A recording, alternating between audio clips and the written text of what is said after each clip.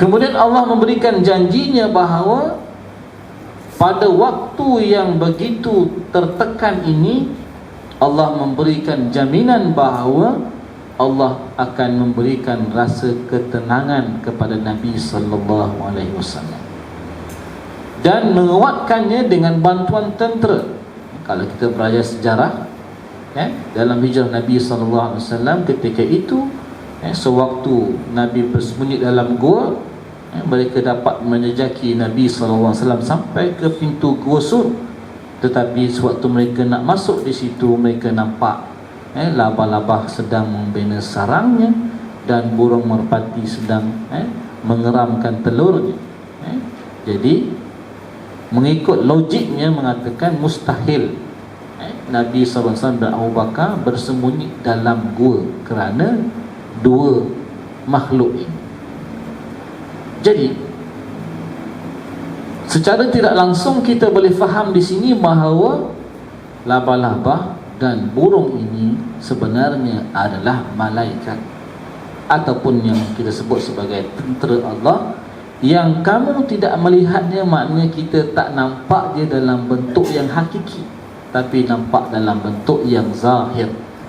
Maksudnya malaikat ataupun tentera Allah ini menyerupai dengan makhluk yang lain, labah-labah dan juga burung, dilihat oleh manusia dalam bentuk yang zahir, untuk melindungi Nabi sallallahu alaihi wasallam.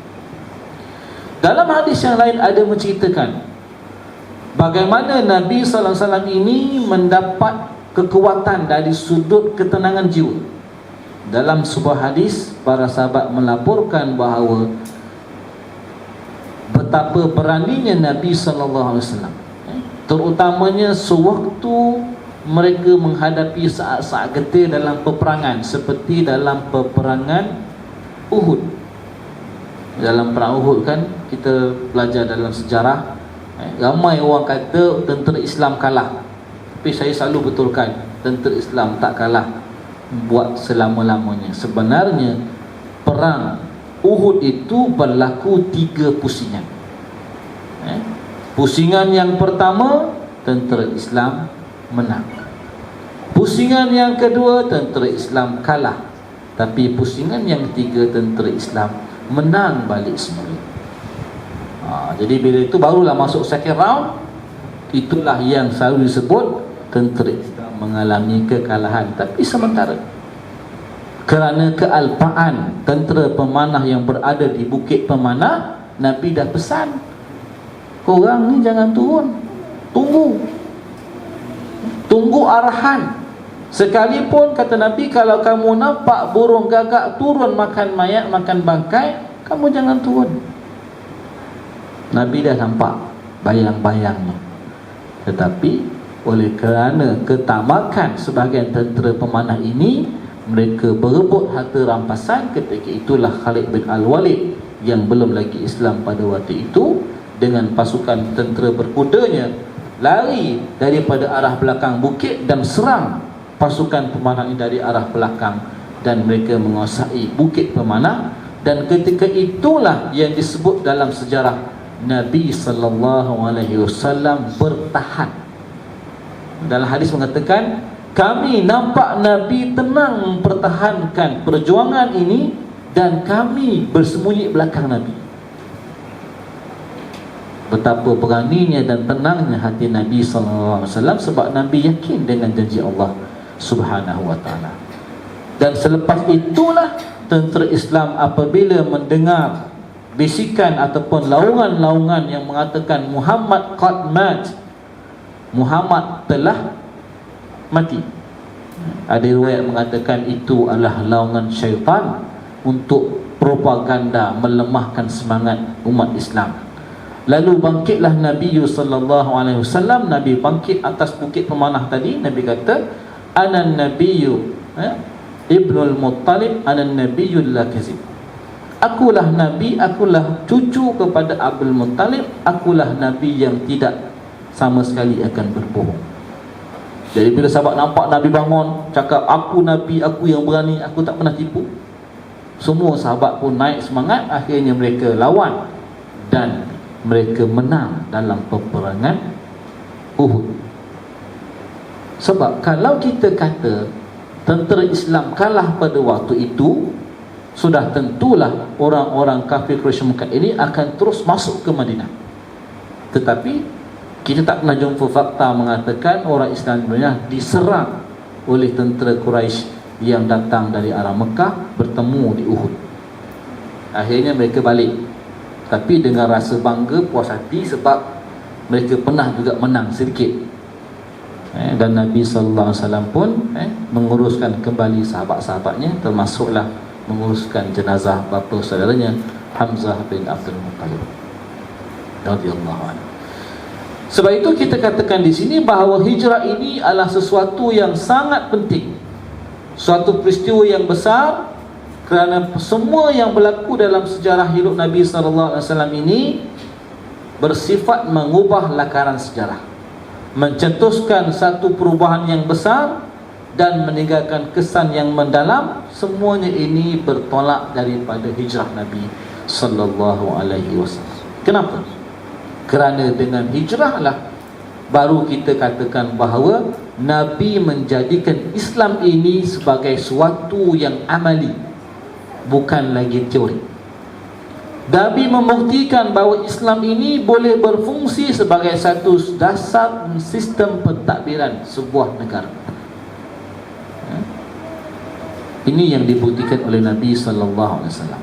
Maksudnya dalam kehidupan kita ini, politik ini adalah suatu yang penting. Kita mesti kuasai politik untuk kita tunjukkan kepada orang lain bahawa Islam ini boleh diamalkan. Islam ini boleh menjadi perlembagaan negara. Islam ini boleh menjadi sumber hukum negara.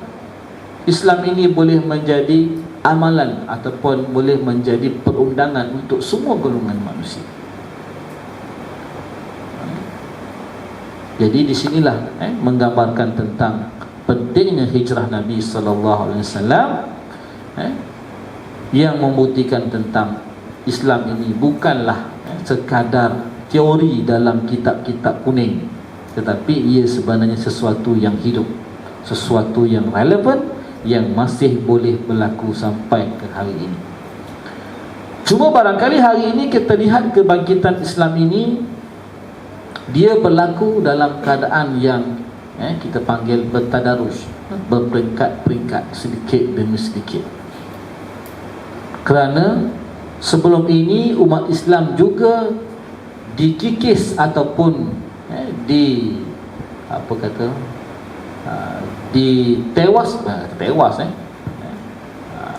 diselubungi oleh kejahilan kita, ataupun kita ini dikebelakangkan oleh musuh-musuh Islam secara beransur-ansur. Tengok bagaimana British menjajah tanah Melayu. Berapa tahun mereka menjajah. Sebelum tu kita dijajah oleh Portugis, oleh Jepun dan sebagainya. Dan sewaktu British meninggalkan negara kita, dia bukan tinggal begitu saja. Dia tinggalkan kita ini dengan banyak persoalan yang tidak selesai lagi. Dan dia meninggalkan benih-benihnya sebelum dia pergi meninggalkan tanah air. Maksudnya yang memerdekakan ini hanyalah manusia yang kulitnya putih, yang hidungnya mancung, yang cakapnya sengau sikit, kan? Yang amalannya suka minum teh dan sebagainya, kan? Budaya dia pakai seluar pendek, main golf pakai seluar pendek, kan? Pergi balik semula ke London, tapi dia tinggalkan undang-undang penjajah sampai hari ini. Sampai hari ini. Sampai hari ini yang peliknya dalam sistem perundangan kita, kita masih ada lagi istilah negeri bersekutu, negeri tak bersekutu. Kan dah satu Malaysia. Satu kutu lah sepatutnya. Kenapa sekutu tak sekutu lagi? Ni besok ustaz nak pergi Sarawak pula ni. Tanya kawan, bawa lagi pasport lah? Kata bawa lah, standby. Takut-takut nak cop pasport antarabangsa. Satu Malaysia, apa lagi datang sana nak pakai kan? Pakai kad sudahlah kan, tak payahlah kira satu Malaysia. Tapi katanya itu keistimewaan Sabah dan Sarawak. Kenapa kita masih ada lagi sekolah-sekolah yang bersifat kebangsaan, sistem sekolah yang mengikut bangsa? Yang berlaku hari ini kalau kita lihat dalam arus pendidikan, yang untung adalah dua bangsa dengan sistem pendidikan yang berteraskan kepada yang nampak jelasnya ialah bangsa Cina.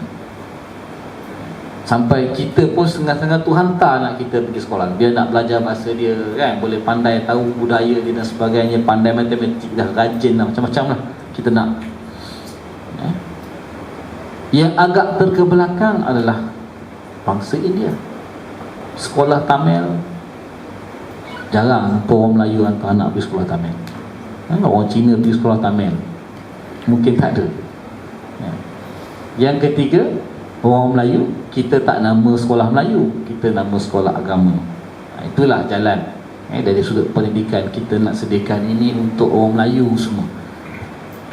Sebenarnya taklah Melayu, ada juga yang campur tapi asal Islam. Sebab dalam perlembagaan mengatakan asalkan dia itu Islam maka dia adalah Melayu. So dalam perlembagaan menyebut Melayu adalah Islam, Islam adalah Melayu. Itu ada pro dan kontranya. Tapi kita ambillah sudut-sudut yang positif, yang menguntungkan. Dan hijrah ini menggambarkan kepada kita bahawa akidah itu lebih penting berbanding tanah air. Ini dalam teks yang sebenar Ustaz ambil daripada as-sunnah.org. Ya, kita ambil terjemahan. Dia kata apa? Dalam peristiwa hijrah ini terkandung banyak pengajaran dan iktibar. Di sebalik rentetan peristiwa hijrah ini terkandung faedah dan mesej yang tidak terhitung dan dicakupi oleh ungkapan. Maknanya cakap-cakap kita ni tak cukup, banyak lagi sebenarnya. Peristiwa hijrah menunjukkan bahawa akidah lebih tinggi berbanding tanah air.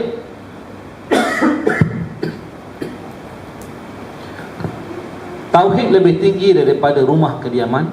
Iman lebih berharga daripada negara. Islam lebih baik berbanding harta yang menggunung daripada emas dan perak, serta kuda tunggangan, binatang ternakan, tanaman dan segala perhiasan dunia. Contoh kita lihat dalam peristiwa yang dialami oleh saudara seagama kita di bumi Palestin hari ini. Apa yang kita boleh belajar, tuan-tuan? Pertama saya nak sebut, dalam peristiwa yang berlaku kepada saudara seagama kita di Palestin, kewajipan kita umat Islam pertamanya adalah kita mesti prihatin, wajib. Kata Nabi SAW, man lam yahtam bi amril muslimin falaysa min. Siapa yang tak ambil endah tentang urusan orang Islam, maka dia bukan di kalangan mereka. Kena ambil tahu, ikuti berita dan sebagainya, betapa kejamnya bangsa Israel ini, bangsa Yahudi ini menindas, menyerang saudara seagama kita di bumi Gaza. Dan kita kena sebarkan kepada saudara yang lain. Kejamlah apa Israel ni, Yahudi ni kan. Tak pasal-pasal pergi tembak budak tengah main bola pun dia tembak kan. Gila punya Yahudi ni. Kena sebarkan. Yang kedua, selain daripada kita prihatin, kita kena menyatakan sokongan kita sekadar yang termampu. Sama ada dengan kita bersuara, atau kita menyumbang, atau kita boleh pergi ke sana, atau kita sebarkan berita-berita yang kita dapat daripada Palestin, kita linkkan, hyperlink, biar kawan-kawan boleh baca, tengok kemampuan yang kita ada. Dan saya nak sebut di sini, tuan-tuan, dalam satu wawancara di Radio Hakim, ada satu pandangan yang saya kurang senang. Dia kata apa? Dalam isu Palestin ini, kita tak perlulah nak demonstrasi sana, demonstrasi sini. Ini macam budak-budak